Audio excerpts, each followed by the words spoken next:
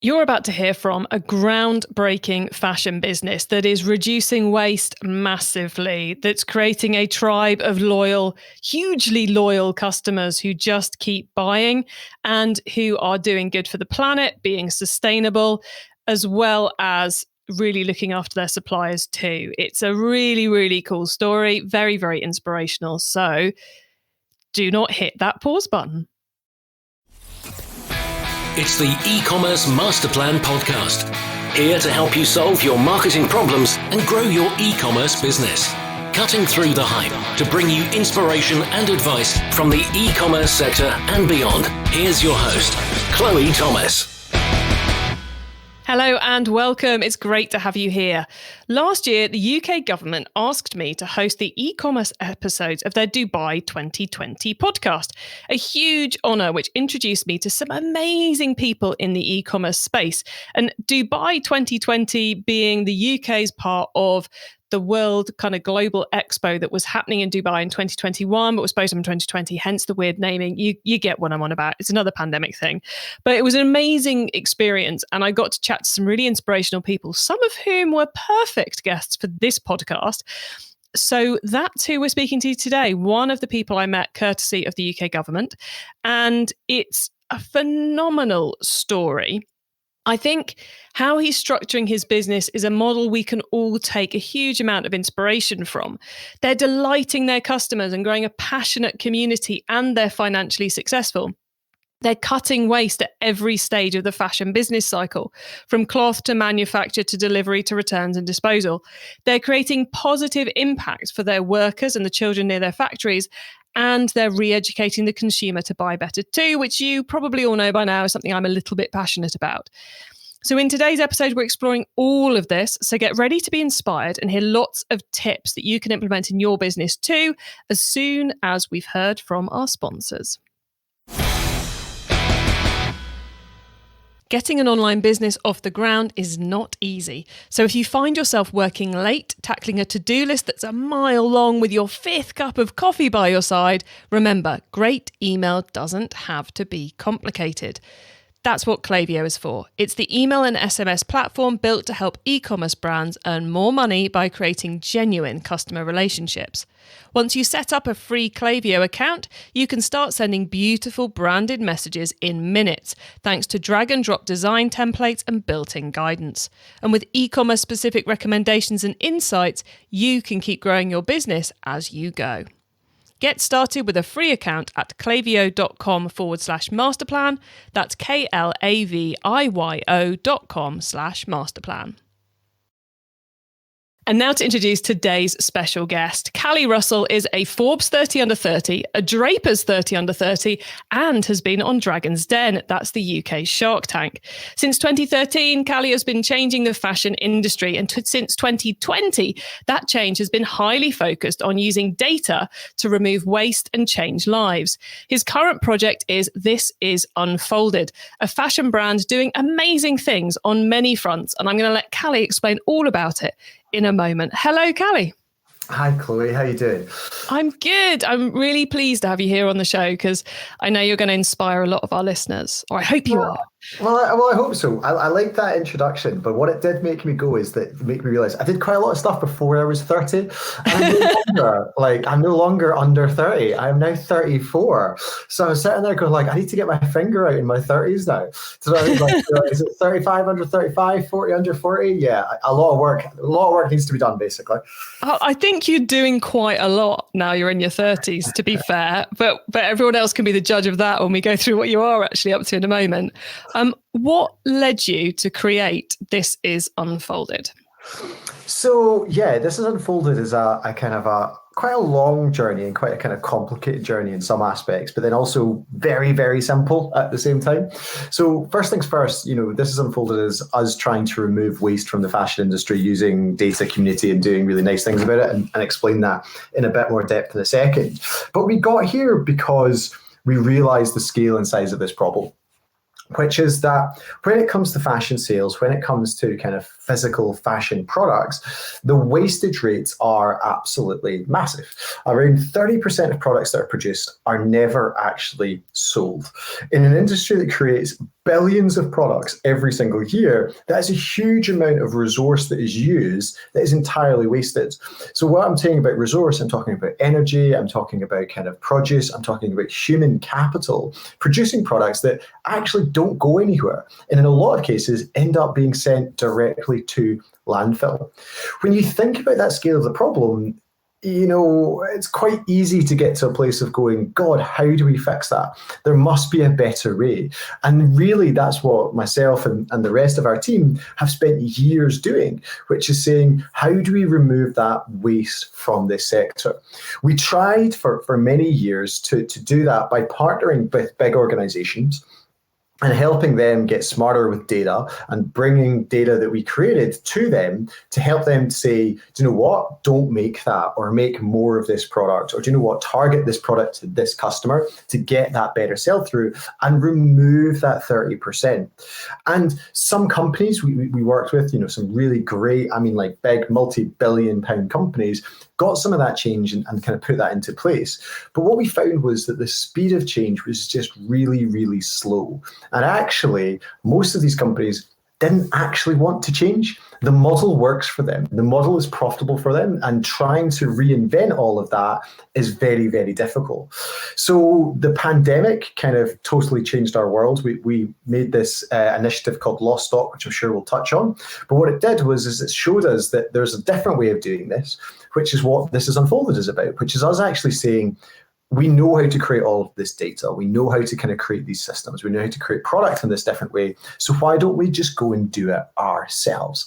And that's what This Is Unfolded is about, is us basically creating a new model of retail that doesn't produce that 30, 40% of the waste, produces something that consumers will love because they've designed it, they've created it, produces something that doesn't create that overstock and that sort of position, so it's better for the environment, and produces something that is just so much more efficient that it frees up lots of margin. And by freeing up lots of margin, we then say, well, let's invest in better wages for garment workers. Let's invest in positive impact. And what we've been doing on that front so far is that the clothes that we sell through This Is Unfolded, they help to fund children education around factories where we produce our clothes.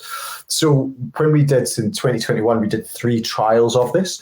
At the end of those 3 trials, we ended up supporting over 1,600 kids in education for about 12 months each, just by selling people clothes in a different way and not charging them any more for that. But you had this much better outcome coming out the other side.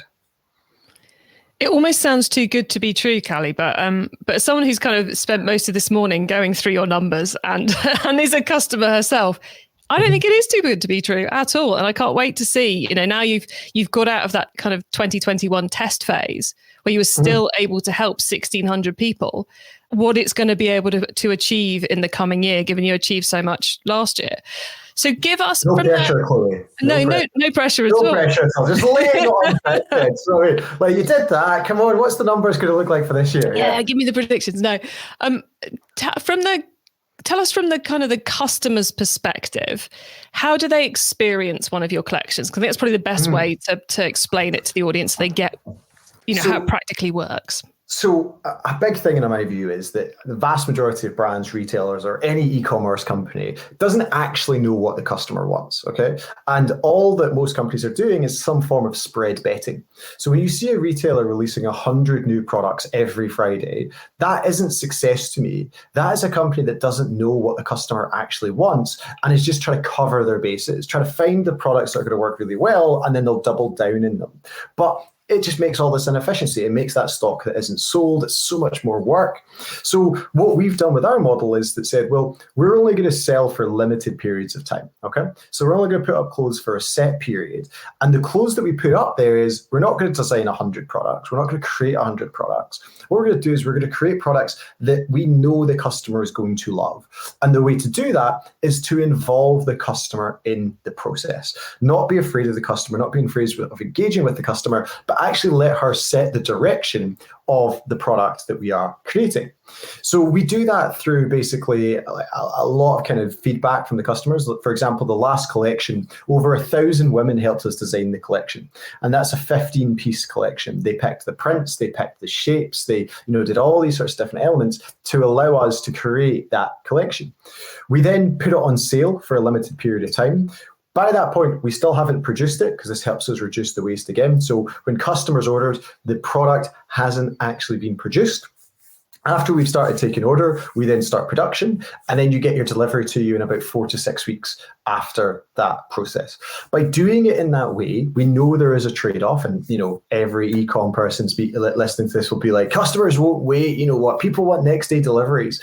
And I'm like, yes, if you are selling a product that is a functional product or is a transactional product, speed is of the most importance. But we're not selling that. We're selling a product that is more about the experience, about being involved in something and about changing something and helping design it. All of these sorts of different elements allow us to create a much, much more powerful offering for the people that come along with us. I always kind of say to this that, yes, we sell people clothes and we sell great quality dresses at great prices. One of our dresses will cost like, £35 up to kind of 42 for something that would cost you about 50% more on the high street. But what you're also buying into is you're buying into change. Like, you've accepted that it'll take longer to get something, but by doing that, you ensure that there isn't that overstock. But also what you get to ensure is that you make a positive impact in the world with your purchase, and you get to be part of that community and all these same sorts of different elements. And we really have looked at every element of it and, kind of said, how do we build this into a much better model? It's kind of two things that spin off that for me. One is to point out, have it as someone who's been through the process of, picking clothes, waiting for clothes, and the amazing communications your team are sending out. Because it's not like you place your order and then 8 weeks later you get, it's been dispatched. There's a whole load of stuff to keep you in the loop and to educate, I think, the consumer of what's going on and why it's being done this way, which is the other thing I wanted to bring up, because it's one of the things I believe, one of the reasons we changed the direction of this podcast is because I believe that those of us in the e-commerce world, especially e-commerce marketers, we have a responsibility to change consumer buying habits. And I think that's one of the things that you're doing by bringing the customer on the journey. In the next 5 years, not every brand is going to be able to move to the model that you're presenting, but you're presenting a really great model, which gets customers thinking about the good they can do with their purchases and what that practically means, as well as just, we'll plant a tree here and a tree there, if that makes sense. So was that been important to you from the very beginning? Hugely. And a big part of what we were thinking about and how we're approaching this out is how do you educate and how do you take the customer on that journey with you? And it's kind of saying to that customer is that there is so much more to this and making that the same sort of experience. So if you think that, in a standard e-com brand that's doing a next day delivery, you're going to get your order confirmed, order dispatched, order with courier delivered, that's it, sort of piece. And it's like, you don't really learn anything in that process, which is fine if you're buying, a set of headphones or, you're restocking something in the kitchen. But when you're buying a garment or you're buying something that can have a story, that's much more powerful. So we update you all the way through the stages of that being produced. And we teach you about how that item is produced. So, whether it's like the resting period for fabric, for cutting, all these same sorts of things. And we share as much as we possibly can. I want us to share more and highlight more of what we're doing, but one of the things that I still love is like we put up the video of like all of the stuff leaving the factory in India on like the lorry to go to pick and pack. And it's like one of the most exciting points in all of the process.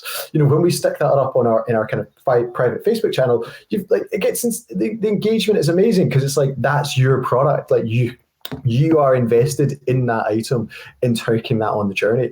I cannot stress to you enough the way that I really believe that to make change in society, we need to do it all together. Like we need to build communities around this. But most importantly, that kind of comes through from that is we need to make it accessible as well. The thing that I kind of rally against quite a lot, and we touched on it there a little bit, was like, planting a tree or doing this or X, Y, and Z, is all of these things need to be accessible to the modern day consumer. So when we kind of create garments and we go through for it, pricing is a huge part of what we do, which is that we will price cheaper or in line with the same quality on the high street, because we know that it needs to be accessible to everyone. That kind of comes through from that. Like, there shouldn't be a premium on sustainability. And the way that you remove that premium is you have to look at the model. And that's what we've spent the last 12 months doing. How do we make that model better and more efficient? And I guess the truth is in the numbers that the customers are loving this as well as the fact they're responding really well in your community. I was just looking at the stats of the impact of collection 2, and 37.25% of the customers were repeat customers only a couple of months after collection 1, which is a number most e-commerce businesses would like to have over 12 months, not just over kind of 3. So they're really eager for this, aren't they? Well, but that's the thing, because we're a community, we're doing something, we're making a change, we're working together, we're kind of involved through from that. And that's what's going to allow us to hopefully scale this. And that's our kind of vision, is that we want to scale this into an alternative. You said that we're not going to make it, not everyone's going to move to our model, or, all these same sort of pieces to through from it, because it's not practical for everyone to do it. But if we can look at the kind of the female shop consumer, that's who, we target a very specific customer group just now. And we believe that she shops about 6 to 8 times a year in terms of fashion purchases. I'm not trying to get every one of those purchases to come to me. I'm trying to get 2 or 3. And it's trying to be like, you know what, you have to wait for longer for this. There is a trade-off, but this is all the positives. And, we actively kind of, am I allowed to swear here, Chloe? Is that no swearing? All right, okay. So we take the mick out of the fact that it takes longer. Do you know what I mean? And you just own it. Like, there's no point of hiding behind it. There's no point of pretending. It's like, do you know what? That is what it is. And we've got to kind of laugh about it, because if we don't, then that comes out the side. So yeah, I'd like to point out as well, I'm a Scottish guy, and I've just checked whether I was allowed to swear instead of just swearing. So I'd like that in a big tick in my podcast guest column. From that. And it's much appreciated too. I want to partly circle back now to, you mentioned lost stock earlier, which is kind of where all this kind of sowed these seeds, because, and you've already mentioned, putting the money up to get the kids into education in the areas where you're producing the clothes, but you're also with This Is Unfolded, making the lives of the suppliers better, the people actually working in the factories. And for me, that's clearly got a link back to lost stock. So can you tell us a little bit about lost stock, and then about how This Is Unfolded is continuing that kind of mission, I suppose? I really love talking about lost stock, but it's just like, whenever I talk about it, it kind of reframes it in my mind that goes, see when the world was going a bit crazy and you had that really small idea that just made your life absolutely mental for 12 months. Just always take a wee second to think about it. So lost stock was a response to a problem. And I think, a lot of the stuff that we do is we're like, that's a problem. How do we fix it? How do we make it better? How does technology help us? How does, just thinking different systems, different process, how does that all impact that piece out? But with lost stock, we saw basically brands and retailers cancelling orders. And it was a huge problem because of COVID, because of stores closed. They would cancel orders with no payment. And me and my team, we were reading all these stories and, reading these stories. And there was one that stood out on the BBC News website. And there was a garment factory owner who said the line, "If coronavirus doesn't kill my workers, then starvation will." And I remember reading that kind of going, this is just horrible. Like, this is a really awful situation. What could we do? And we came up with this idea, which was, all these clothes have been made for these big retailers. They've now been cancelled because of COVID and because of the clauses in the contracts.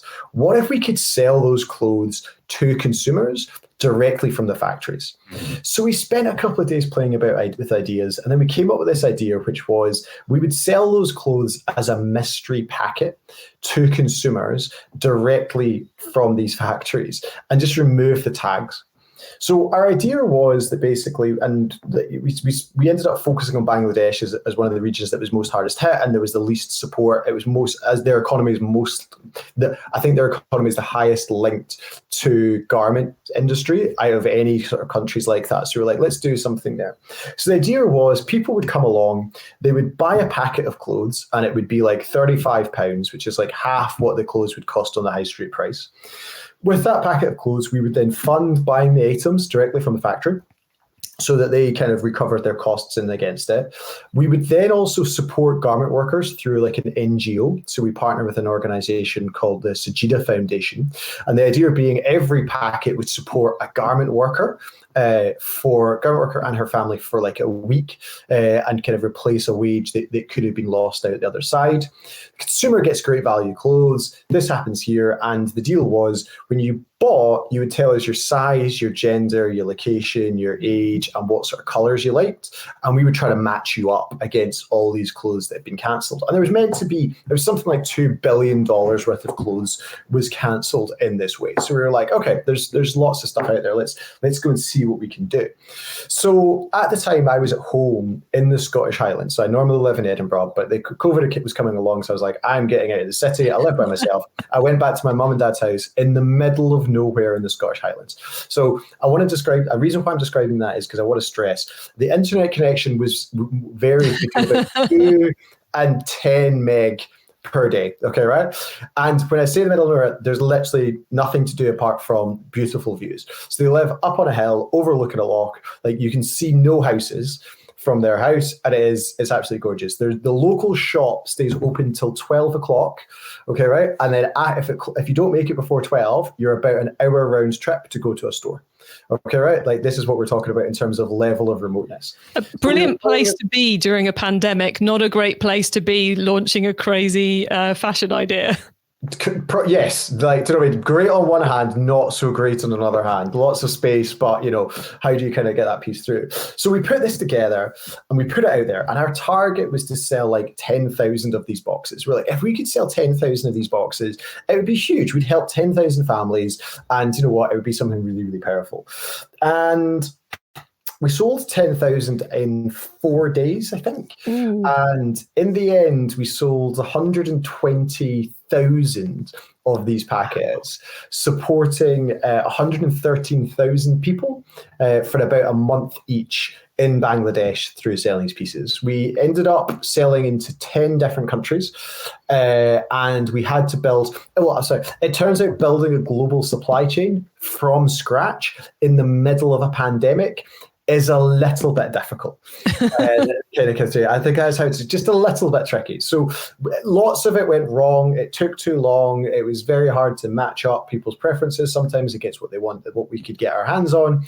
But in the end, it did this amazing thing. And it was this sort of like taking something entirely from scratch. Within 7 months, we had done that and delivered everything that kind of came out the other side of it. And it was just huge. And just looking at it kind of going, that is just insane that we were able to do that. We were able to put together, and so many people supported it and did something different to try to help people at such a horrible time. Because it was a horrible time. It was a horrible time for the planet, but it's a horrible time for lots of groups of people. And some of them, ended up being ignored, and we decided to help one of them. Yeah, such an excellent project. And you've taken that looking after the people who are actually making the clothes into This Is Unfolded as well. So you're not managing to create great products at great prices by screwing over the suppliers, are you?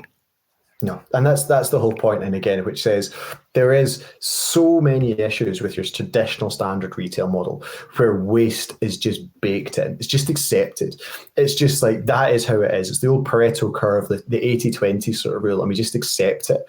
And, for us, building what we're building and creating This Is Unfolded and, the other projects that are linked to that, we're kind of going, how do we remove the waste? Like, how do you take that out to create a much better system?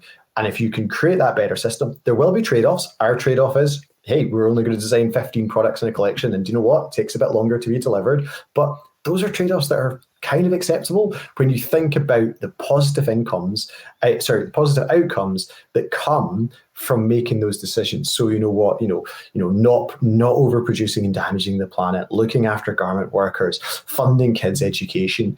All of these elements build something that becomes really, really powerful. And it's all just from taking away the waste and making a better model.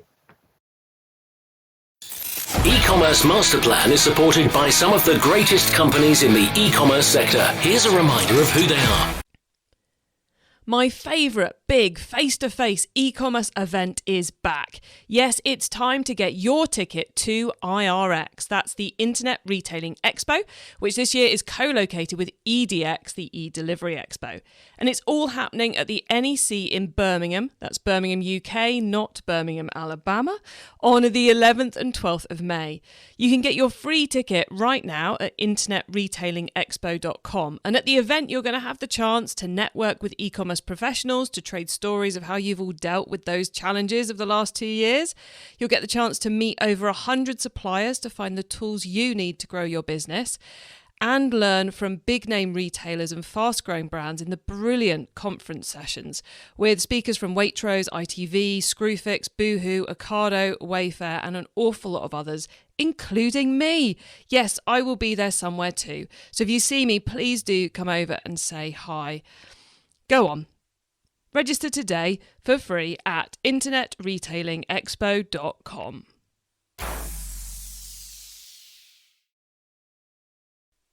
Let me tell you about Awesome, the experts in organising your e-commerce business accounts so you don't have to worry about filing company reports or paying your taxes on time.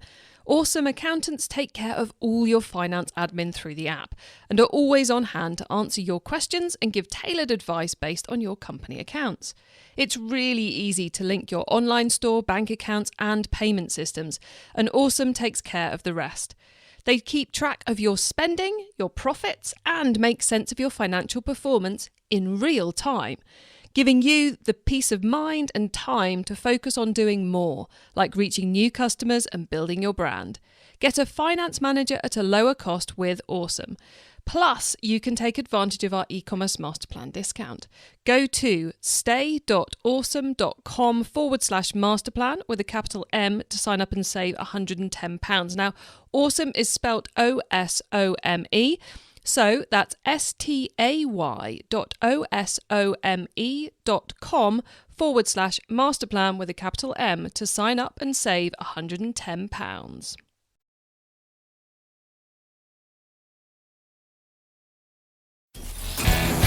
It's time for the top tips round.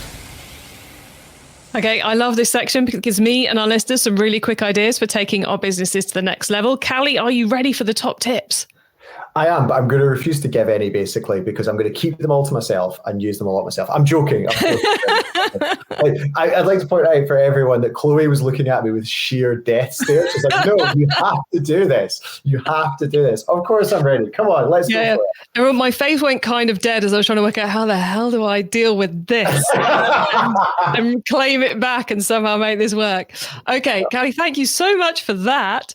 It's book top tip time. If everyone listening to this podcast agreed to take Friday off and read a book to make their business better, which book would you recommend? So I think this is a really tricky one. I love the idea of taking Friday off to read a book. But the one that I think I would recommend is Shoe Dog, which is the book by Phil Knight, which I just absolutely love. I love the stories within it. I love how easy it is to read. I would highly, highly recommend that. There's also another book, I can't remember the name of it, which is really bad, but it's a book about OKRs, and I would highly recommend that as well. It's like Rebel, it's very short. You don't even need to take Friday off. Probably only need to take a couple of hours off, and it's like a fable about the use of OKRs in business, which is kind of a system. I would highly recommend that as well. All right, everyone listening, we will find out what this mystery book about OKRs is whilst we're hunting for that, which we'll put in the show notes for you later. Callie, what does OKRs mean?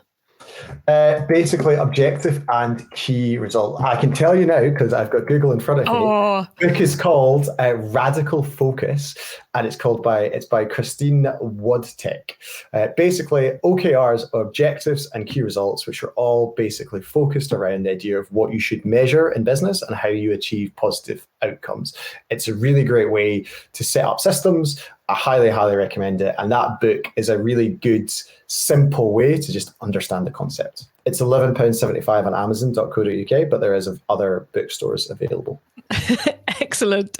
And I love how quiet your keyboard was there for that Googling. A lot quieter than mine. Okay, the traffic top tip. Which marketing method do you either prize above all others or think doesn't get the press it deserves?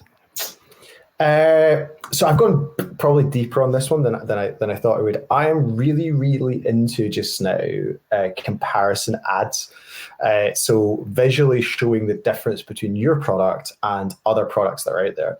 If you think the biggest challenge as a marketer to get someone to purchase from you for the first time is stopping them, getting them to buy you over what they were already buying or the thing that they're used to buying. So actively showing them why your product is better. And I'm assuming everyone's product is better, because if your product's not better than your competition, then you're just going to compete on price and it's just going to become horrible very quickly. If your product is better, if your product is different, showing that in the advert, I find to be very interesting just now. And two quick questions on that. One, are you naming and shaming the competitor, or are you kind of going, a competitor of ours does this? Yeah. It's entirely up to people. I'm not a name and shaming type person at this point in time. It's up to you how you do that, but you can do it without it, I think, in a really effective sort of way.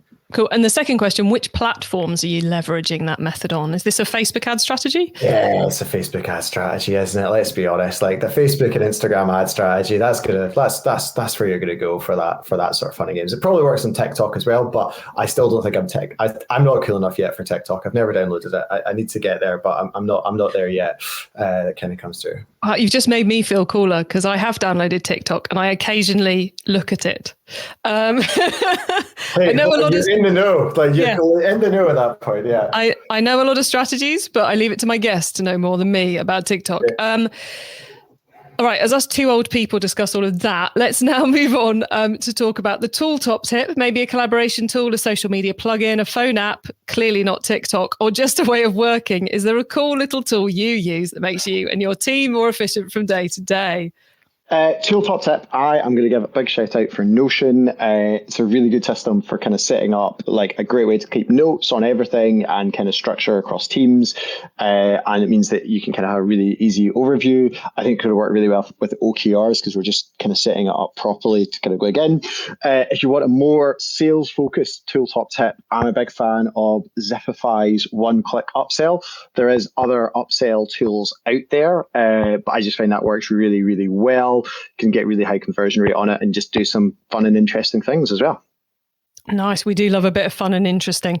The growth top tip. If you met someone today who's focused on growing their e-commerce business from 100 orders per month to 1,000, what would be your number one tip for them?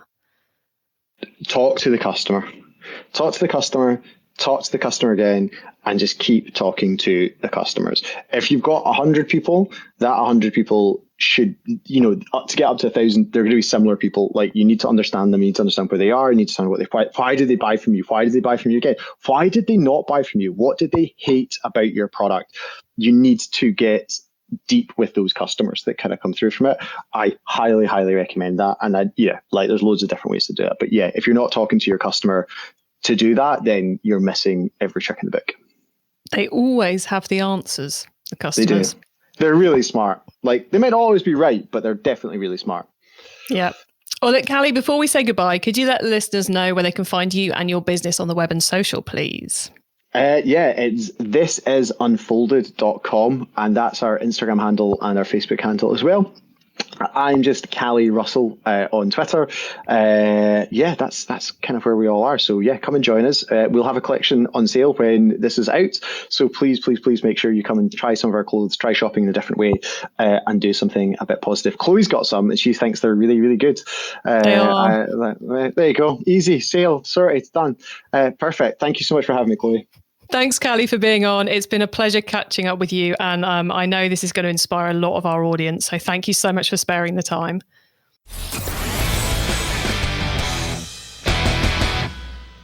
So a great example of how something to have as your end goal of the ideal, I suppose, of turning a fashion business to the nth degree of sustainability.